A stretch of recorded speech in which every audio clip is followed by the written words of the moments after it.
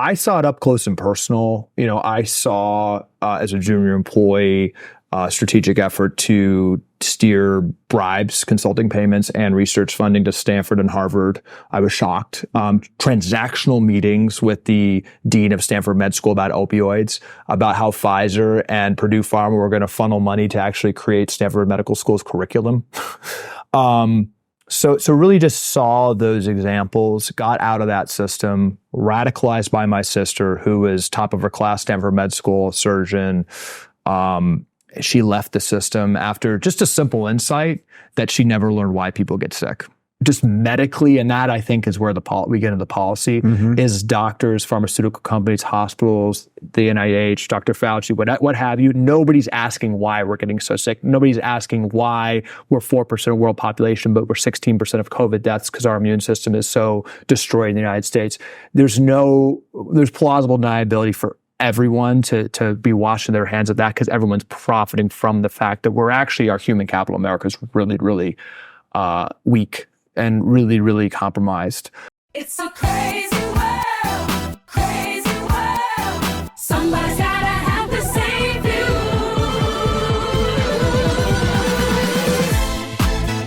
It's a crazy world. It's a crazy world. Somebody's gotta have to save you.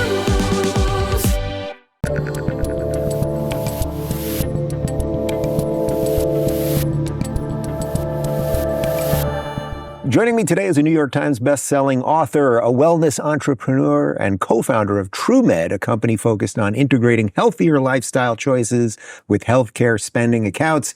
Calley Means, I am extremely happy to have you in studio finally. It's good to meet you. Pumped to be here. I realized as you walked in, this is, I believe, my last interview before the election. So it might be my last interview ever, depending on what happens. I might be in jail. Really? Oh, we could be jailed? We're the ones that could be jailed? We'll see. They keep telling us they're going to be jailed, but we could be jailed just for talking about health and things of that nature. So it's kind of funny. I sort of wanted to have you on this week as a little bit of a break from the political racehorse stuff. And yet, in a weird way, everything you do as it relates to health and farming and factory farming and all of these things has become deeply political. So before we get to the political part, can you just tell people that may not know too much about you, just a little bit of your background, how you got involved in this, and then we'll kind of connect it to everything else? Yeah, I used to be a lobbyist early in my career for the food and pharma industry. And I think the one stat that I honestly just put my head around actually recently, but defines everything, is we're 4% of the U.S. population. We're 4% of the population in the United States, of the world population. We produce 70% of pharmaceutical profits, and we're 60th in life expectancy among all countries. And that pretty much sums up what you just can't actually wrap your head around. So 70% of profits for the pharmaceutical industry. And that's, to me, what the biggest issue in the country is. I mean, we have co-opting of our institutions, and I saw it up close and personal. It's to kind of define my worldview. And the fundamental premise that I saw working for these industries is that, so many institutions in this country make money and are driven by an incentive that's the opposite of what they state. I mean, I think we have a healthcare industrial complex. The healthcare industry is the largest and fastest growing industry in the United States. It's much bigger than the military, much bigger than tech, much bigger than any other industry. And it's producing worse health, more infertility, more people being overweight, more depression for each marginal dollar we spend. Just as I think the military industrial complex, as Tulsi talks about, is producing a less safe country for each marginal dollar we spend at this point.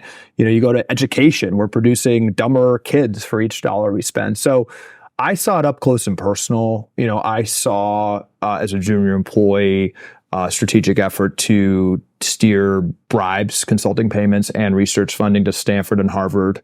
I was shocked. Transactional meetings with the dean of Stanford Med School about opioids, about how Pfizer and Purdue Pharma were going to funnel money to actually create Stanford Medical School's curriculum. So really just saw those examples, got out of that system, radicalized by my sister, who was top of her class, Stanford Med School, surgeon. She left the system after just a simple insight that she never learned why people get sick.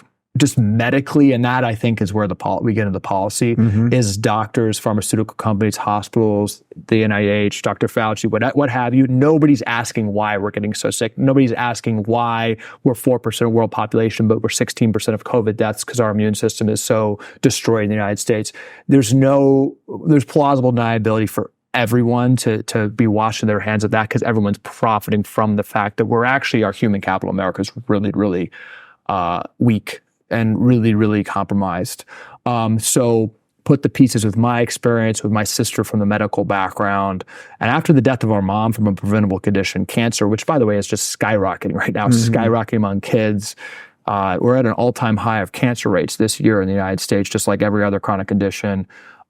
We started going on the warpath and are talking about this.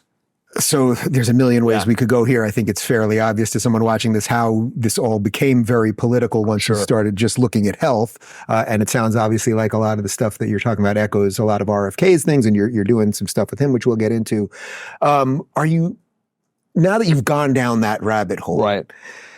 Does it shock you that all of the institutions, I mean, you just mentioned a couple of verticals, education, healthcare, like there's a whole bunch of verticals that all seem to have been corrupted. Does that seem obvious or disconnected that they all kind of went down the same path?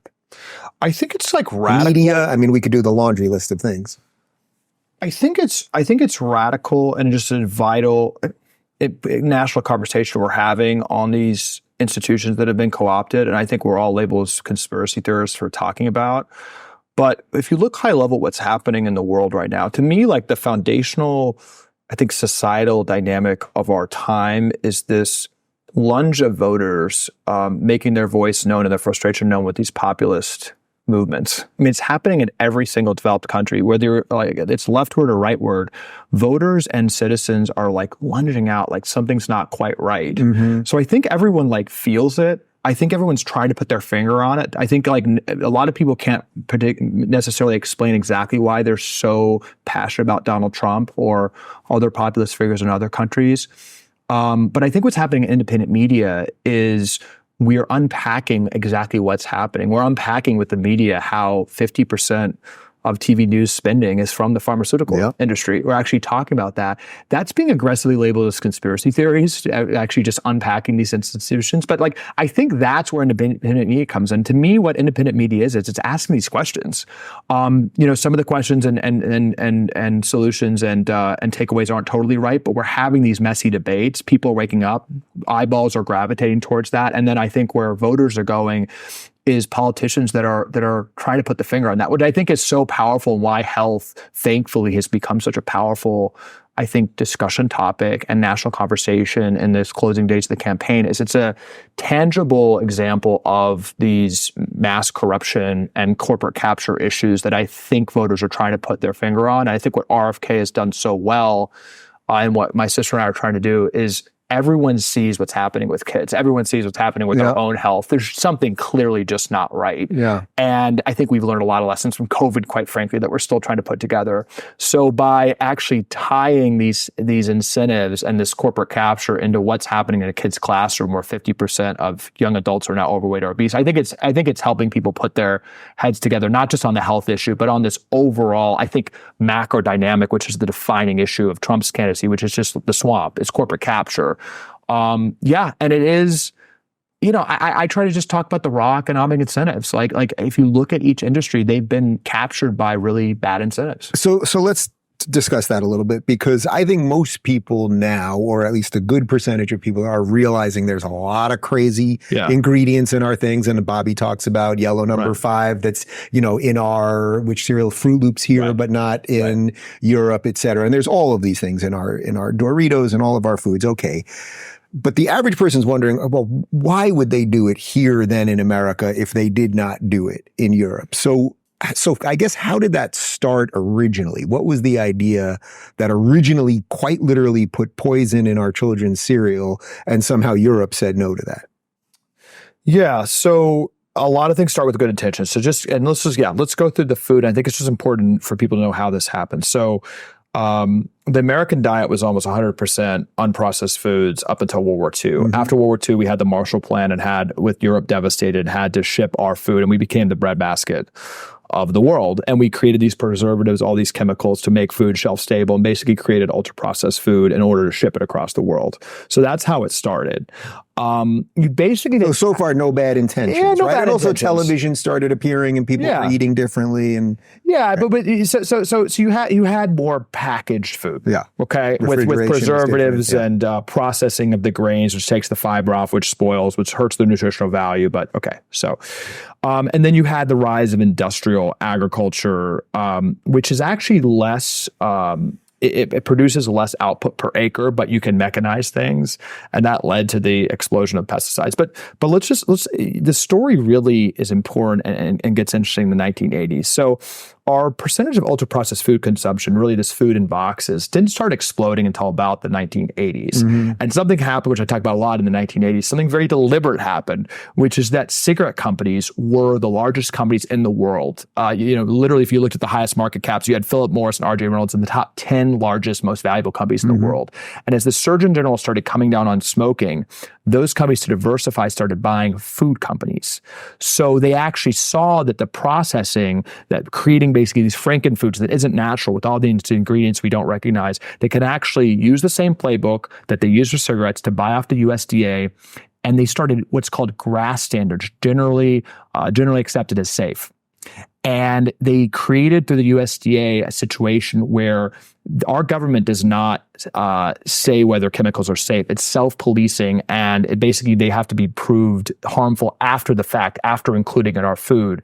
And through that lobbying, the cigarette industry put 10,000 chemicals in our food in the 1980s and 1990s that aren't legal in Europe. In Europe, you have to prove that something we're eating is safe.